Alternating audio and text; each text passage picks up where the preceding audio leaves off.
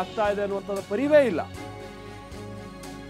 ಅಲ್ಲಾಹು ಅಕ್ಬರ್ ಅಂತ zip line operator ಹೇಳಿದ್ನಲ್ಲ, ಅಲ್ಲಾಹು ಅಕ್ಬರ್ ಒಂದು ಸಹಜ ಘೋಷಣೆ ಅದು ಅಂತ NIAಗೆ ಈಗ ತನಿಖೆ ಸಂದರ್ಭದಲ್ಲಿ ಗೊತ್ತಾಗಿದೆ. ಮುಜಾಮಿಲ್ ಅಂತ ದಾಳಿ ವೇಳೆ ಅಲ್ಲಾಹು ಅಕ್ಬರ್ ಅಂತ ಮುಜಾಮಿಲ್ ಅನ್ನುವಂಥ ವ್ಯಕ್ತಿ ಹೇಳಿರ್ತಾರೆ.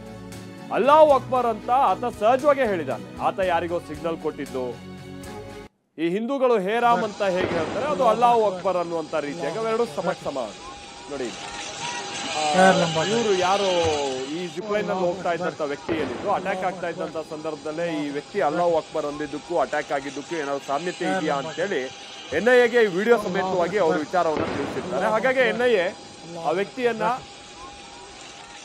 ವಿಚಾರಣೆಗೆ ಒಳಪಡಿಸಿತ್ತು. ಬಟ್ ಆತನ ಪಾತ್ರ ಏನು ಇದ್ದಂಗೆ ಕಂಡು ಬರ್ತಾ ಇಲ್ಲ. ಸಹಜವಾದಂತ ಒಂದು ಸ್ಟೇಟ್ಮೆಂಟ್ ಅವ್ರು ಮಾಡೋದು, ಅಥವಾ ಅಲ್ಲಾಹು ಅಕ್ಬರ್ ಅಂತೇಳಿ ಆ ಭಾಗದಲ್ಲಿ ಹೇಳೋದು, ಅದಕ್ಕೆ ಇದಕ್ಕೆ ಏನು ಸಂಬಂಧ ಇಲ್ಲ ಅಟ್ಯಾಕಿಗೆ